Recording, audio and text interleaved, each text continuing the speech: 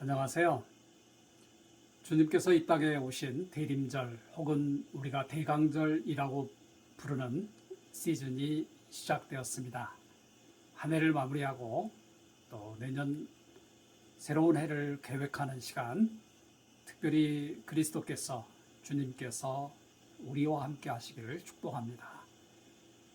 오늘부터 특별한 일이 없는 한 매주 토요일 8시에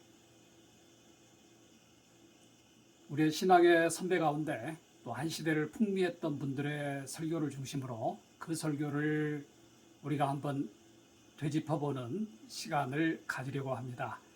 제가 대역 설교자의 역할을 하고자 하는데 시간이 얼마나 걸릴지 그리고 어떤 형태를 띨지는 또 글을 읽어가면서 설교문을 들어가면서 하나 둘씩 개선할 수 있도록 해보면 어떨까 하는 생각이 듭니다. 오늘 첫 시간을 가지면서 여러분에게 또 우리가 같이 마음에 담았으면 하는 찬송가가 하나 있는데 같이 한번 불러보면 어떨까 하는 생각이 듭니다.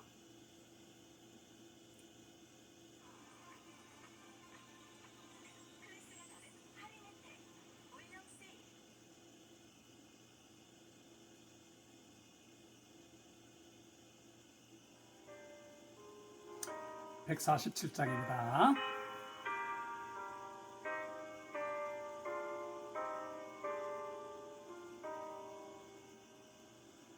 거기 너 있었는가 그때에 주린 그 십자가에 달릴 때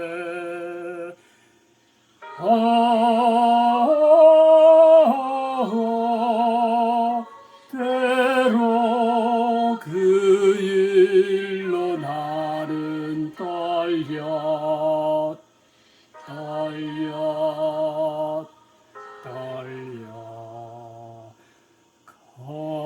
거기 너 있었는가 그때에 거기 너 있었는가 그때에 주린 그 나무 위에 달릴 때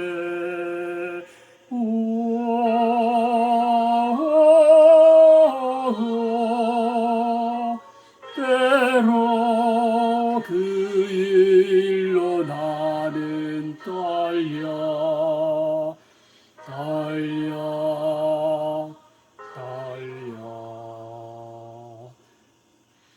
거기 너 있었는가 그때에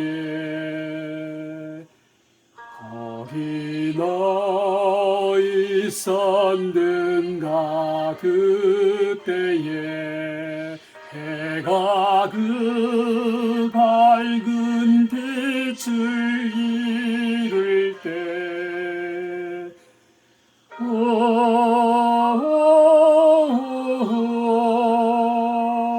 때로 그 일로 나는 떨려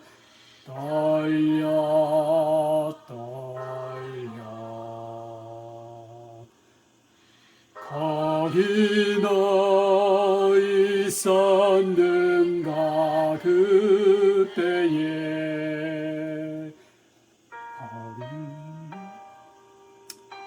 거기 너 있었는가 그때 주님 그 무덤 속에 누일 때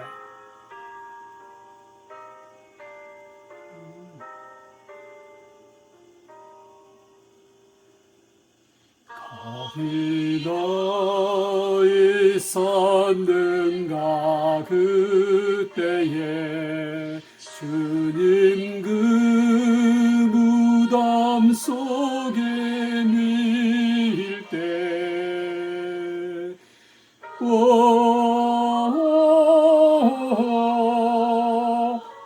때로 그 일로 나는 떨려 떨려 떨려 거기 너 있었는가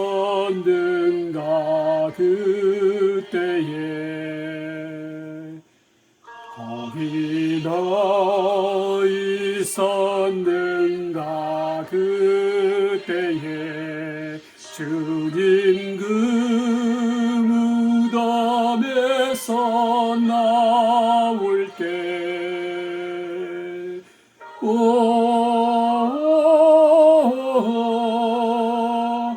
때로 그 일로 주께 영광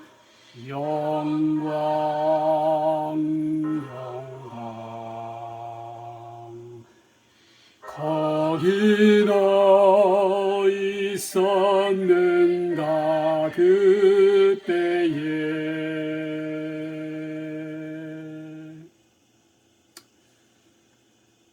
순환절이나 고난절에 불러볼 수 있는 찬송인데 제가 오늘 첫 번째 말씀 대역을 준비하면서 마음에 떠올랐던 찬송이었습니다. 오늘 저녁에 저희랑 같이 지금부터 무려 800년 이상이나 되는 긴 시간 전에 또 우리 가운데 함께 했던 클레르보의 베르나르 수도원장의 아가서에 대한 설교, 중세 신비주의와 영성에 있어서 초석이 되는 설교인데 작년에 설교 12편, 아가서에 대한 설교 12편을 번역하고 편찬해서 또 많은 사람의 사랑을 받았습니다. 지금 매주 또는 주중에 듣는 우리가 듣는 설교와는 상당히 다른 느낌을 줄 건데 우리가 한번 베르나르의 설교 속으로 들어가 보면 어떻겠습니까? 형제 여러분, 내가 이제 여러분에게 전하고자 하는 가르침은 세상 사람들에게 전하는 가르침과 다를 것인데 우선 전하는 방식이 다를 것입니다. 사도 바울의 교육 방식을 따르기를 원하는 설교자는 세상 사람들에게는 견고한 음식 대신에 우유를 줄 것이며 영적으로 각성된 사람들에게는 보다 영양이 풍부한 음식을 제공할 것입니다. 사도 바울은 이렇게 말씀하셨습니다. 우리는 철학이 가르쳐주는 방법이 아니라 성령이 우리를 가르치는 방법으로 가르칩니다. 우리는 영적인 것들을 영적으로 가르칩니다. 그리고 나서 사도 바울은 또 이렇게 말씀하십니다. 우리가 온전한 자들 중에 있는 지혜를 말하노니. 내가 확실히 느끼는 것은 여러분이 거룩한 가르침을 공부함으로써 많은 시간을 허비하지 않고 감각을 억제하고 밤마다 하나님의 율법을 묵상한다면 여러분이 지혜로운 자들에 속하게 될 것이라는 점입니다. 그렇다면 우유보다는 빵을 먹을 준비를 하십시오.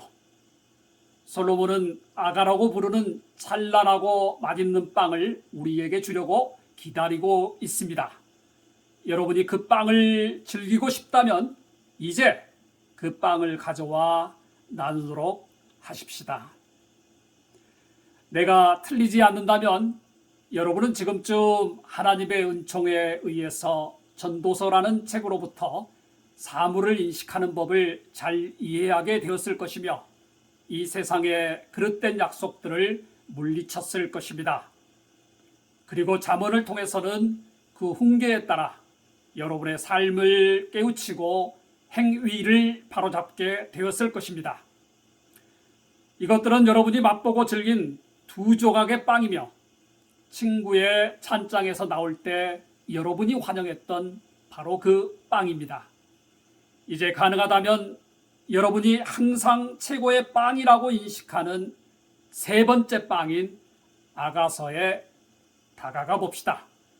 왜냐하면 유일하진 않더라도 최소한 중요한 영혼의 적인 두 가지 악, 즉 오도된 세상에 대한 사랑과 자신에 대한 지나친 사랑이 있기 때문입니다. 앞서 언급했던 두 권의 책은 이러한 잘못된 사랑에 감염된 상태를 치료해주는 항생제 역할을 할 수 있습니다. 잠언은 자기 통제라는 괴기로 몸과 마음의 사악한 습관을 뿌리 뽑아 줍니다. 다른 하나인 전도서는 계몽된 이성을 사용해 세상이 영광스럽다고 간주하는 모든 것에 깃들인 현혹적인 것을 신속하게 인식하고 그런 현혹적인 것과 보다 깊은 진리를 구별해 냅니다. 더욱이 전도서는 하나님을 경외하는 것과 그분의 계명을 지키는 것을 인간의 모든 추구와 세상적인 욕망보다 선호하게 만듭니다. 그렇게 하는 이유는 하나님을 경외하는 것이 지혜의 시작이요 계명을 지키는 것이 지혜의 정점인데 악을 피하고 선을 행하는 것이야말로 참되고 온전한 지혜이기 때문입니다. 하나님을 경외하지 않고서는 누구도 악을 성공적으로 물리칠 수 없고 계명을 준수하는 것 외에는 어떤 일도 선하지 않기 때문입니다. 우리는 이 두 권의 책인 잠언과 전도서와 같은 책을 읽음으로 이런 두 가지 악을 물리칠 수 있다는 사실을 받아들이면서 다음에 거룩하고 명상적인 논의를 적절하게 이어갈 수 있을 것입니다. 그리고 그것은 잘 준비된 귀와 마음에 전달되어 다른 두 가지의 열매를 맺을 수 있게 될 것입니다. 진리에 대한 열정으로 육체가 길들여지고 영혼이 자유롭게 되기 전에 세상에 얽혀 있는 것과 매력적인 것을 완전히 거부하기 전에 영적인 가르침을 배운다고 주장하는 것은 아마도 무모한 일일 것입니다. 이는 마치 눈을 감고 있거나 앞을 보지 못하는 사람에게 헛되이 빛을 비추는 것과 같습니다. 그렇게 영적이지 않는 사람은 하나님의 영에 대하여 어떤 것도 받아들일 수가 없기 때문입니다. 왜냐하면 가르침을 주는 성령이 그릇된 것을 회피하기 때문이고 세상의 것을 추구하는 것이 바로 무절제한 사람의 삶이기 때문입니다. 성령은 결코 세상의 거짓된 것과 하나가 될 수 없을 것인데 그분이 바로 진리의 영이기 때문입니다. 위로부터 내려오는 지혜와 세상으로부터 오는 지혜, 즉 세상에서 오는 지혜는 하나님에게는 어리석은 것이고 하나님과는 적이 되기 때문에 바로 육체의 지혜이기 때문입니다. 이런 위로부터 내려오는 지혜와 세상으로부터 오는 지혜 사이에 어떻게 조화가 이루어질 수 있겠습니까? 여행 중에 우리를 방문하는 친구가 이 세 번째 빵을 나눈 후에 우리에게 불평을 늘어놓을 이유가 전혀 없을 것이라고 나는 확신합니다. 그러나 누가 이 빵을 나눌 것입니까? 집주인이 함께한 자리에서 여러분이 빵을 떼면서 살펴보아야 할 것은 주님입니다.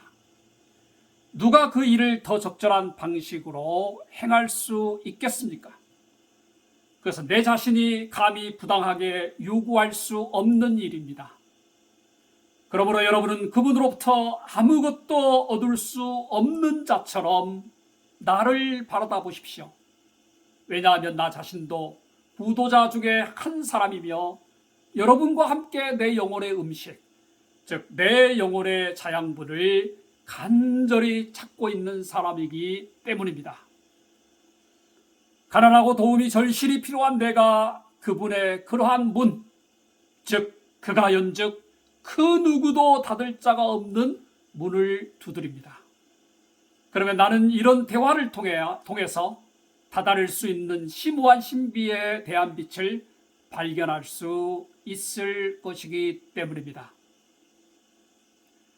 오 주님이시여, 모든 피조물이 참을성 있게 당신을 바라봅니다.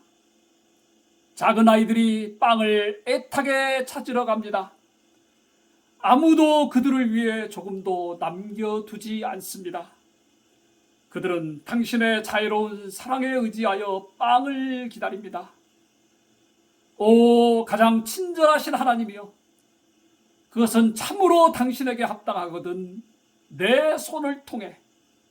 그러나 모든 것을 주관하시는 당신의 능력으로 굶주린 이 무리를 위해 당신의 빵을 나누어 주소서.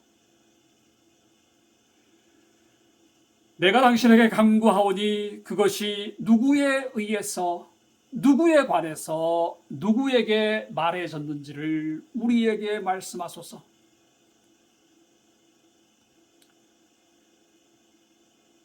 아가서 1장 1절은 이렇게 시작합니다.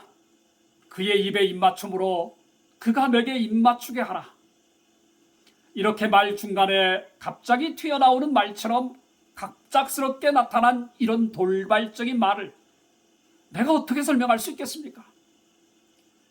그 단어들은 한 여인이 어떤 사람에게 입맞춤을 요구할 때 그 사람이 그 요청에 반응할 다른 사람을 지시해 주는 것처럼 갑자기 나타납니다. 만약 그녀가 누구로부터 직접 입맞춤을 부탁하거나 요구하는 것이라면 그녀는 분명하고도 확실하게 입의로라는 말을 사용하지 않을까요? 심지어 사랑하는 자들이 마치 입이 아닌 다른 수단으로 입맞춤하는 것처럼 그 자신의 입으로 또는 그 자신의 것이 아닌 입의로라는 말을 사용하지 않을까요? 그러나 그저는 여전히 그의 입으로 그가 내게 입맞추게 하라라고 말하지 않습니다. 그의 입에 입맞춤으로라는 그녀의 말은 더욱 은밀합니다. 성경 자체가 적극적으로 보여주는 문체로 독자에게 영감을 주고 끌어당기는 모습을 하고 입맞춤으로 생명을 재촉해서 찾아다니는 피로를 달콤하게 만들어주는 매혹적인 주제로 심지어 숨겨져 있는 것을 수고스럽게 추구하는 가운데 즐거움을 발견할 수 있게 해주는 이런 언어의 전략이 얼마나 흥겨운 것입니까?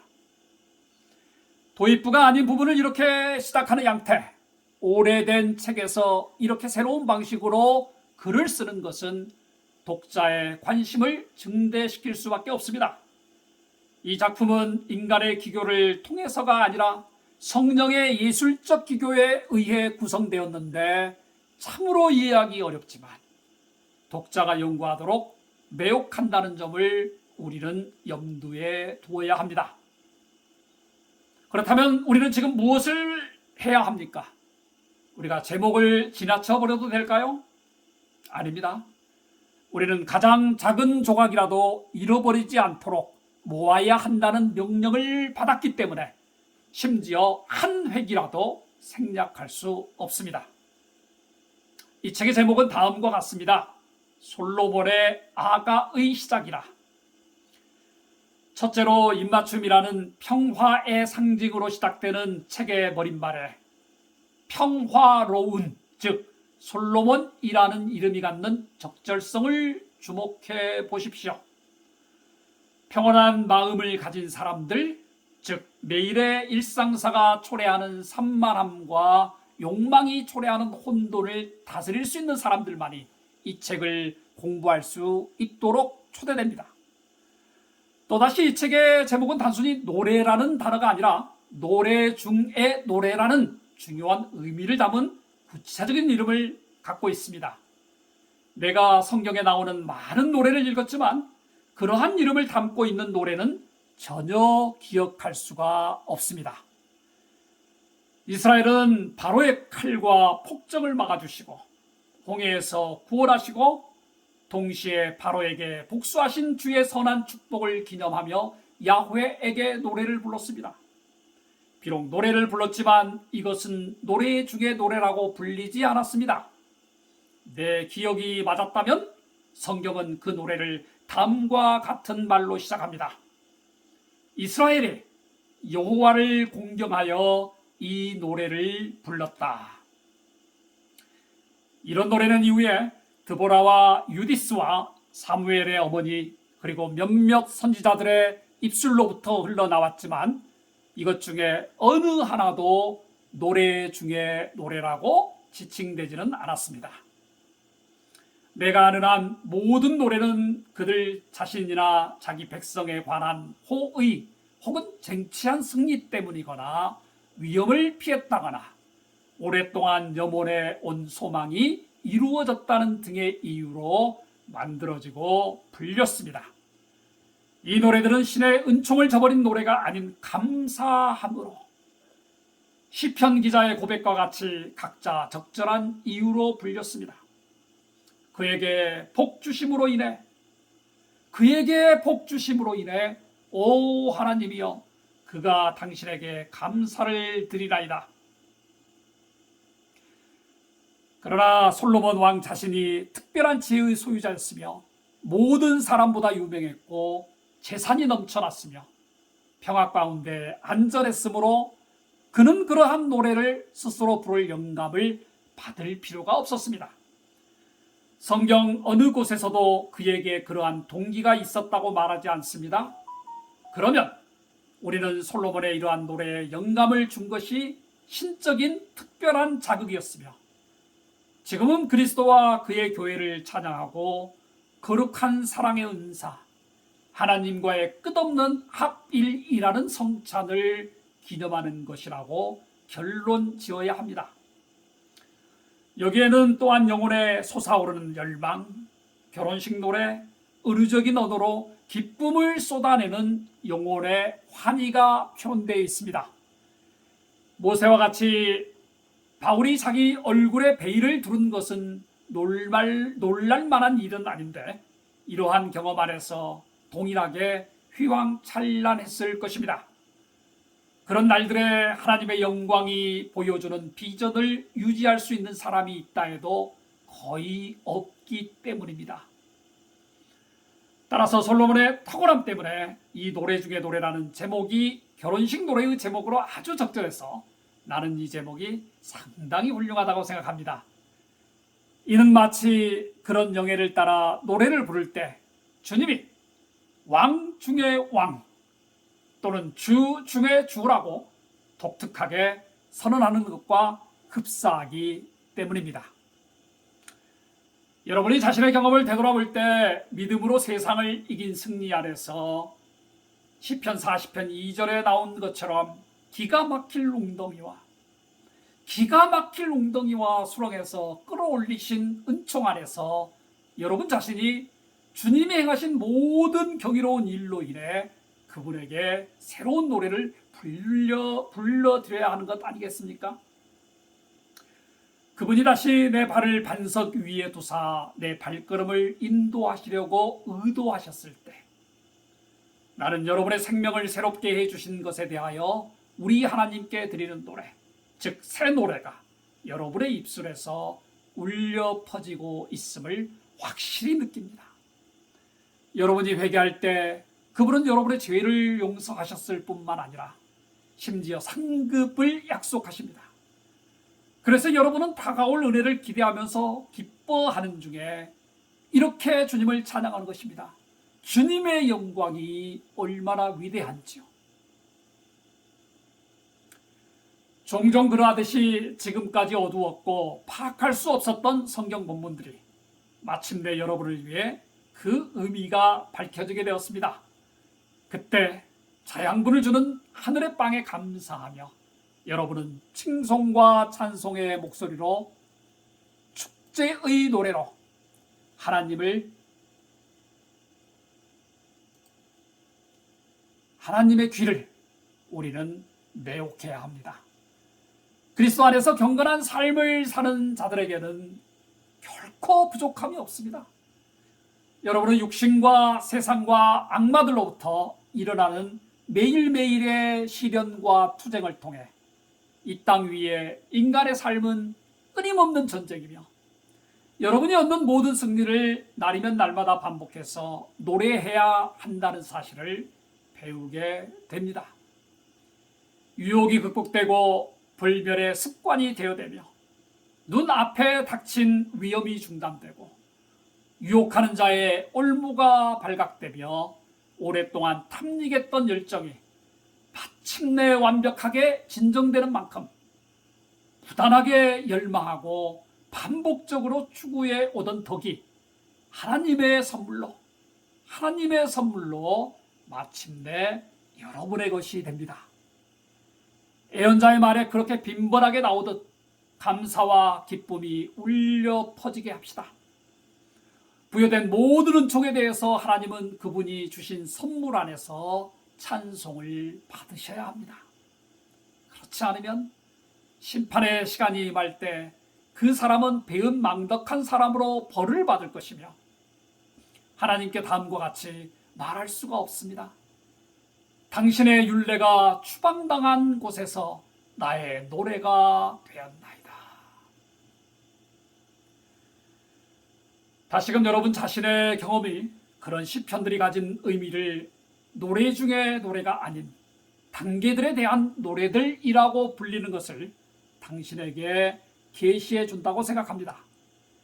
각각 자신이 그 안에서 어떤 성장의 단계에 있든지 간에 하나님은 여러분의 마음이 상승하는 운동에 일치하도록 진보를 이룰 수 있는 능력을 부여해 주십니다. 여러분은 그분에게 찬송과 영광을 올려드리는 노래를 선택할 것입니다. 나는 이런 표현이 어떻게 달리 표현될지를 알지 못합니다. 의인들의 장막에는 기쁜 소리와 승리의 소리가 있습니다. 그리고 더 나아가 사도들의 아름답고 유익한 권면이 이렇게 있습니다. 시와 찬송과 신령한 노래들로 너희의 마음으로 주께 노래하며 찬송하며. 그러나 독특한 위엄과 달콤함 때문에 내가 언급한 모든 노래를 능가하는 노래가 있습니다. 그러나 나는 자신 있게 그것을 노래 중에 노래라고 주장합니다. 노래 중에 노래. 그 노래는 다른 모든 노래가 정점을 이루는 바로 그 지점에 자리 잡고 있습니다. 오직 성령의 인치심만이 이와 같은 노래의 영감을 불러일으킬 수 있고 오직 개인적인 경험만이 그 의미를 파악할 수 있습니다. 신비로운 것에 능숙한 자들로 하여금 그 안에서 만끽하게 합시다. 다른 모든 이들이 그 노래에 관해 단순히 배우기보다는 그것을 더 경험하기를 열망하면서 불타오르게 합시다. 그것은 밖으로 소리를 바라는 멜로디가 아닙니다.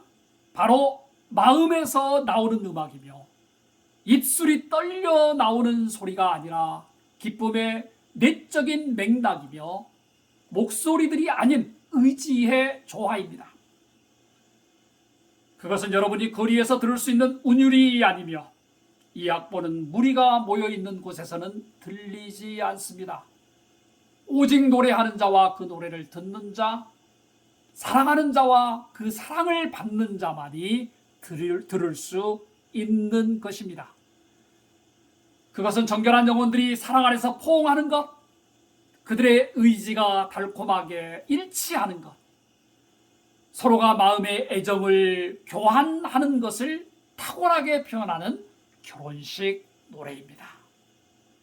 초보자들, 성숙하지 못한 자들, 세속적인 삶을 살다가 최근에 개종한 자들은 일반적으로 이런 노래를 부르지 않고 듣지도 않습니다. 꾸준한 학습을 통해 훈련된 지성인들, 하나님의 영감에 힘입어 노력의 결실을 본 자들, 결혼 정년기에 이른 자들, 물론 이때 나이란 시간이 아니라 공로에 의해 측정됩니다. 오직 그런 자들만이 결혼을 통해서 거룩한 파트너와 하나가 될 준비를 하게 됩니다. 이런 하나됨 안에서는 앞으로 더욱 자세하게 묘사할 것입니다. 우리의 규칙과 우리 상태의 빈곤함 때문에 우리가 나가서 일을 해야 할 시간이 다가왔습니다. 내일은 하나님의 도우심으로 입맞춤에 대하여 계속 언급하게 될 것입니다. 하지만 이것은 우리가 오늘 설교를 시작했던 부분으로 돌아가서 다시 새롭게 시작할 수 있는 여유를 제공해 줄 것입니다. 이번 한 주간 우리 한국 사회는 굉장히 다사다난했던 한 주간이었습니다. 한 달 전에 일어났던 이태원 참사라고 불리는 국가적 불운이 여전히 지속되고 있었고요.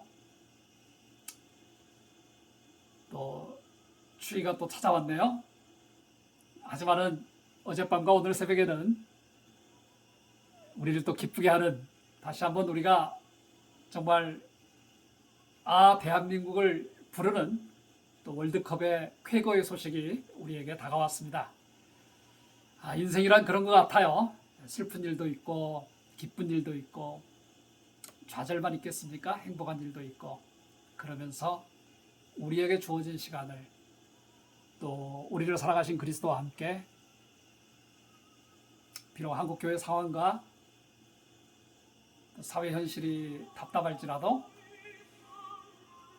우리는 하늘의 하나님을 보고 사는 거잖아요.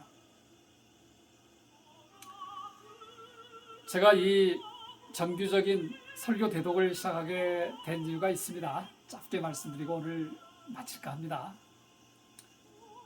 코로나 3년 동안에 한국 사회뿐만이 아니라 한국 교회도 많이 변화를 겪었습니다. 적지 않은 성도들이 그 변화의 기간 동안에 교회가 바뀌어주길 원했고, 뭔가 이 시대에 경쟁력 있고 종교적인 진솔함을 맛볼 수 있는 변화를 요구했던 것 같습니다. 하지만 적지 않은 교회들이 그런 변화보다는 단지 과거의 회복만을, 성장기의 한국 교회의 모습만을 바라보고 있지 않았나 하는 생각을 많은 사람들이 하신 것 같아요. 막상 사람들의 모임이 재개되고 교회를 찾아야 되지만 마음이 무거운 분들이 생각보다 많았습니다. 그리고 저에게 한 분, 두 분 그런 자신의 영적인 상황, 교회 출석과 관련해서, 봉사와 관련해서 어려움들을 말씀을 하셨습니다. 앞으로 차차 시간이 되면 말씀을 나누겠지만, 그런 분들이 앞으로 얼마나 지속될지 모를 잠깐의 영적인 리세션 겪더라도 어떻게 보면 리트리트 아니겠습니까? 그렇지만 순간순간에 정기적인 꼭 필요한 하나님과의 교제의 끈은 놓지 않았으면 좋겠습니다. 제 방송이나 제 유튜브나 저의 SNS의 공간을 사실은 그런 분들도 적지 않게 찾고 있습니다.